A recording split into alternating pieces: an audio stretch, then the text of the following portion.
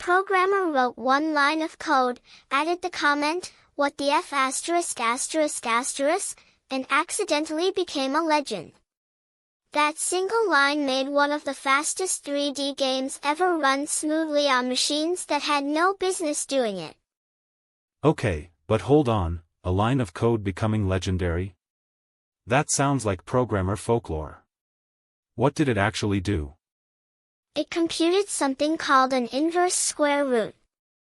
That's 1 divided by the square root of a number. Sounds boring. It's not. In 3D games, that tiny calculation is happening millions of times every single second. Why so often though? Where does a square root even show up in a video game? Lighting.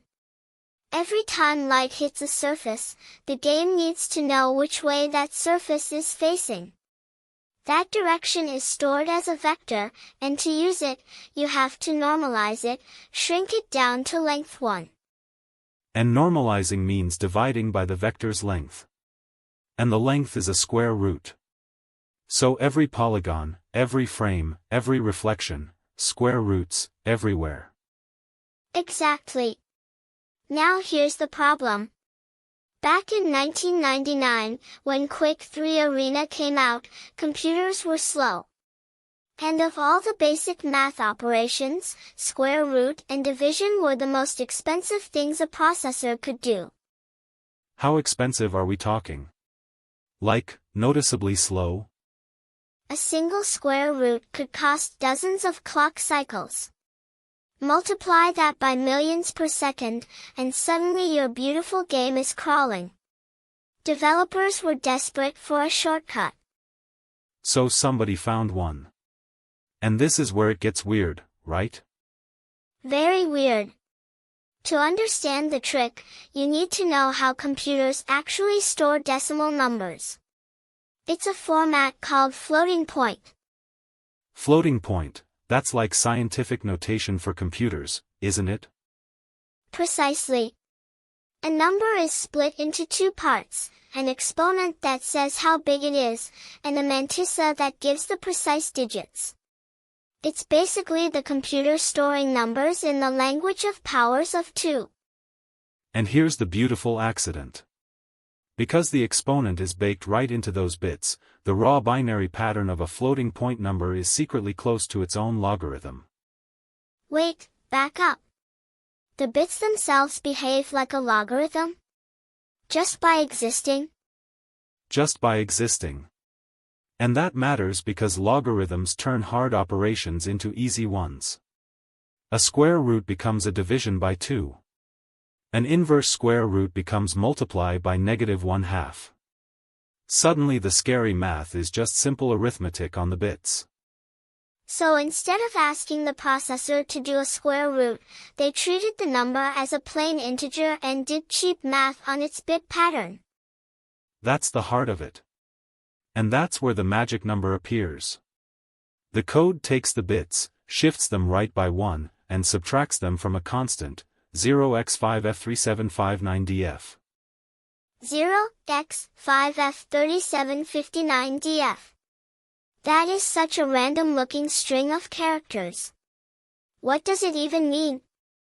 That constant does 2 jobs at once. It fixes the exponent to flip the sign of the logarithm, and it cancels out the error introduced by the whole approximation.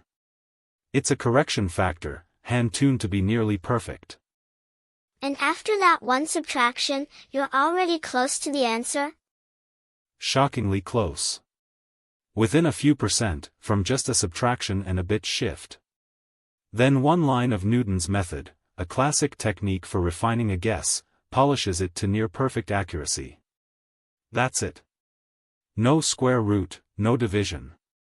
So it was up to 4 times faster than doing the real math. On the hardware of the day, that was the difference between a smooth game and a slideshow. And here's the part that turned it into legend.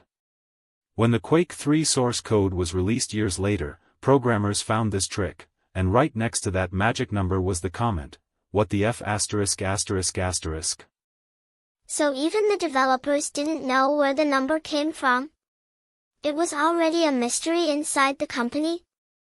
That's what everyone assumed. People credited John Carmack, the legendary founder of ID Software. But he said it wasn't him. The trail led back through other engineers, and for years nobody could name the true author. A famous piece of code, and no one could claim it. That's almost poetic. So did anyone ever crack it? Eventually researchers traced the ideas back to the 1980s, to engineers working on graphics hardware, and a mathematician named William Kahan. The exact person who typed that specific constant may never be fully known. And someone even proved the number wasn't perfectly optimal. A slightly better constant exists, but the original is so close it barely matters. Which is the real lesson here. This wasn't magic. It was deep understanding of how numbers live inside a machine, turned into speed the hardware designers never intended. And today? Modern processors have a dedicated instruction that does inverse square root in one shot, so the trick is basically obsolete. But it survives as the perfect story of what a curious programmer can do. One line of code, a swear word, and a mystery number that outlived the game itself. That's the kind of thing that makes you fall in love with computer science all over again.